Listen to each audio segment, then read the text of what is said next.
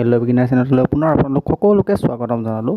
আপোনালোকৰ কাৰণে পুনৰ এটি ভাল খবৰ। আপোনালোকৰ অইল বিভাগৰ ফালৰ পৰা আপোনালোকৰ কাৰণে নতুন পদৰ নিযুক্তি পুনৰ প্ৰকাশ কৰা হৈছে আৰু ইয়াত আপোনালোকে 10 পাছ কৰিলে আপোনালোকে ইয়াত এপ্লাই কৰিবলৈ পাৰিব আৰু এই গোটেইখিনি কথা মই আপোনালোকক এই ভিডিঅ'টোৰ দ্বাৰাই বুজাই দিম। আৰু তাৰ আগতে যদি প্ৰথমবাৰ আপোনালোকে আমাৰ চেনেলটো ভিজিট কৰিছে তেনেহ'লে চেনেলটো লাইক কৰি পেলাই ছাবস্ক্ৰাইব কৰি ৰাখিব এনেধৰণৰ জব ইনফৰ্মেটিভ ভিডিঅ'সমূহ পাই থাকিবৰ কাৰণে। তো বলক এতিয়া বেছি দেৰি নকৰোঁ, আমি ন'টিফিকেশ্যনখনলৈ আগবাঢ়োঁ। তাতে আমাৰ কি কথা উল্লেখ কৰা আছে। ন'টিছখন যদি আপোনালোকে লক্ষ্য কৰে, ন'টিছখন আপোনালোকৰ অইল ইণ্ডিয়া লিমিটেডৰ ফালৰ পৰা ন'টিছখন পাব্লিছ কৰা হৈছে। তাৰ আগতে আপোনালোকক এটা কথা জনাই দিব বিচাৰিছোঁ যে আপোনালোকে ভিডিঅ'টো সম্পূৰ্ণ শেষলৈকে চাব, নহ'লে পিছত গৈ মোক কমেণ্টত বহুতসকলে সুধি থাকে যে দাদা আমি এপ্লাই কৰিব পাৰিম নে নোৱাৰিম, যে দাদা এপ্লাই কৰিবৰ কাৰণে কি শিক্ষাগত অৰ্হতা লাগিব। তো তেনেকুৱা ধৰণৰ যাতে প্ৰব্লেম হ'ব নালাগে আপোনালোকে শেষলৈ চাব। যদি আপোনালোকে লক্ষ্য কৰে, এটা প্ৰথম যোনটো পদ দিছে কণ্ট্ৰেকচুৱেল ইলেক্ট্ৰিচিয়ান, ঠিক আছে, ইলেক্ট্ৰিচিয়ানৰ পদ। আৰু ইয়াতে আপোনালোকৰ টোটেল পদৰ সংখ্যা আছে 18টা টোটেল আপোনালোকৰ পদৰ সংখ্যা আছে।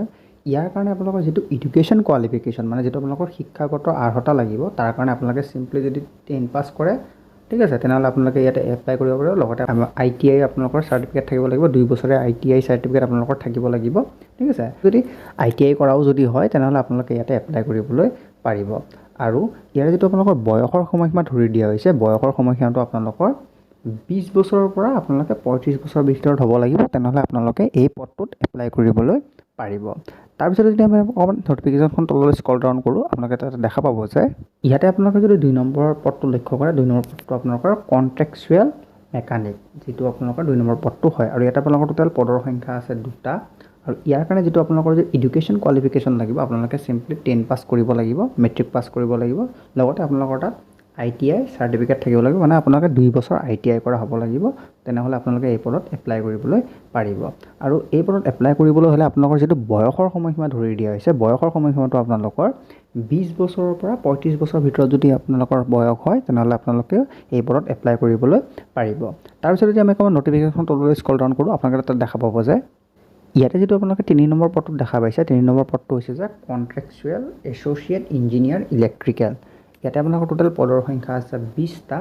আৰু ইয়াৰ কাৰণে যিটো আপোনালোকৰ এডুকেশ্যন কোৱালিফিকেশ্যন, মানে শিক্ষাগত অৰ্হতা বিচাৰিছে, ইয়াতে আপোনালোকে ডিপ্ল'মা কৰা হ'ব লাগিব, electrical engineering from government recognise board and ইউনিভাৰ্চিটিৰ ফালৰ পৰা আপোনালোকে ইয়াতে ডিপ্ল'মা কৰা হ'ব লাগিব। লগতে ইলেক্ট্ৰিকেল ছুপাৰভাইজাৰ চাৰ্টিফিকেট অফ কম্পেটেঞ্চি, মানে আপোনালোকৰ ইয়াতে ইলেক্ট্ৰিকেল ছুপাৰভাইজাৰৰ লগতে চাৰ্টিফিকেট থাকিব লাগিব, তেনেহ'লে আপোনালোকে এই পদত এপ্লাই কৰিবলৈ পাৰিব। আৰু ইয়াতে এপ্লাই কৰিবলৈ হ'লে আপোনালোকৰ যিটো বয়সৰ সময়সীমা ধৰি দিয়া হৈছে, সেইটো আপোনালোকৰ 20 বছৰৰ পৰা 35 বছৰ হ'ব লাগিব। মানে প্ৰত্যেকটা পোষ্টতে আপোনালোকৰ 20 বছৰৰ পৰা যদি 35 বছৰ বয়স হয়, তেনেহ'লে আপোনালোকে 3টা পদত এপ্লাই কৰিব পাৰিব। খালি এডুকেশ্যন কোৱালিফিকেশ্যনটো আপোনালোকৰ বেলেগ লাগিব। তাৰপিছত আপোনালোকে ইয়াতে এজ ৰিলেক্সেশ্যনো পাব, আপোনালোকৰ কাষ্ট অনুযায়ী আপোনালোকে ইয়াতে এজ ৰিলেক্সেশ্যন পাব। আৰু এজ ৰিলেক্সেশ্যনটো আপোনালোকে তলত দিয়া ধৰণে দেখাব পাৰে যে ইয়াতে যিটো ST সকলৰ আপোনালোকৰ এজ ৰিলেক্সেশ্যন দিছে 5 বছৰৰ কাৰণে তেওঁলোকে এপ্লাই কৰিব পাৰিব, বা SC সকলৰ কাৰণে 5 বছৰ, আৰু OBC যিসকল আছে তেওঁলোকে 3 বছৰলৈ এজ ৰিলেক্সেশ্যন পাব। আৰু ইয়াৰে যিটো মই আপোনালোকক আৰম্ভণিতে কৈছিলোঁ যে আপোনালোকৰ আবেদন প্ৰক্ৰিয়াটো বেলেগ হ'ব, ইয়াতে আপোনালোকৰ ৱাক ইন ইণ্টাৰভিউ হ'ব, ঠিক আছে। ৱাক ইন ইণ্টাৰভিউ চিডিউলটো আপোনালোকৰ তলত দিয়াৰ ধৰণে উল্লেখ কৰা আছে, মই আপোনালোকক সেইখিনি কথা বুজাই কৈ আছোঁ, ঠিক আছে। যিটো আপোনালোকৰ প্ৰথম পদ আছিল কণ্ট্ৰেকচুৱেল ইলেক্ট্ৰিচিয়ান, তাৰ যিটো আপোনালোকৰ ৱাক ইন ইণ্টাৰভিউ হ'ব, সেইটো 21/10/2024, মানে 21 তাৰিখে, অক্টোবৰ মাহৰ 21 তাৰিখে আপোনালোকৰ ইয়াৰ মানে ৱাক ইন ইণ্টাৰভিউ হ'ব, ঠিক আছে। কোনো ৰিটেন পৰীক্ষা নহয় বা লিখিত পৰীক্ষা ইয়াতে নহয়, আপোনালোকৰ ৱাক ইন ইণ্টাৰভিউ হৈ আপোনালোকক ইয়াতে পষ্টিং দিয়া হ'ব। 2 নম্বৰ পদ যোনটো মই আপোনালোকক কৈছিলোঁ তেতিয়া যে কণ্ট্ৰেকচুৱেল মেকানিক, কণ্ট্ৰেকচুৱেল মেকানিকৰ কাৰণে যিটো আপোনালোকৰ ৱাক ইন ইণ্টাৰভিউ ডেট হ'ব, সেইটো আপোনালোকৰ 23/10/2024 হ'ব।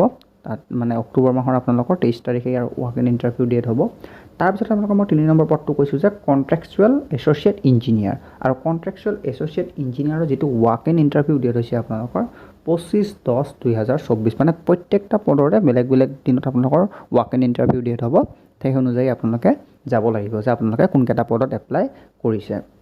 তাৰপিছতে আমি ন'টিফিকেশ্যনখন আপোনালোকে দেখা পাব যে ইয়াতে যিটো ৱাক ইন ইণ্টাৰভিউ টাইম উল্লেখ কৰি দিয়া হৈছে, ৰাতিপুৱা 7টা বজাৰ পৰা ৰাতিপুৱা 9টা বজাৰ ভিতৰত আপোনালোকে তাতে গৈ পাব লাগিব। আৰু এই সময়তে আপোনালোকৰ ৱাক ইন ইণ্টাৰভিউ ডেট হ'ব। আৰু যিটো আপোনালোকৰ জেগা, মানে য'ত আপোনালোকৰ ইণ্টাৰভিউটো লোৱা হ'ব, সেই জেগাটো হৈছে আপোনালোকৰ নেহেৰু মৈদান অইল দুলিয়াজান, ঠিক আছে। মানে আপোনালোকে employment welfare office Nehru maidan oil Duliajan, মানে তিনিচুকীয়াৰ নেহেৰু মৈদান অইল দুলিয়াজানত আপোনালোকৰ ইয়াৰ ইণ্টাৰভিউসমূহ লোৱা হ'ব। আৰু যদি আপোনালোকে ইয়াৰ এপ্লাই প্ৰচেছটো গম নাপায় যে কি বস্তু দি আপোনালোকে এপ্লাই কৰিব লাগিব, সেই কথাখিনি আপোনালোকে আমাক কমেণ্টত জনাই দিব।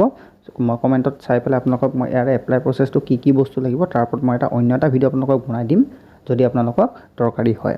তো ইমানখিনি আছিল আজি ন'টিছখন। যদি ভিডিঅ'টো চাই আপোনালোকে ভাল পাইছে তেনেহ'লে ভিডিঅ'টো লাইক কৰি পেলাই চেনেলটো ছাবস্ক্ৰাইব কৰি ৰাখিব, এনেধৰণৰ জব আপডেট বা ইনফৰ্মেটিভ ভিডিঅ'সমূহ পাই থাকিবৰ কাৰণে।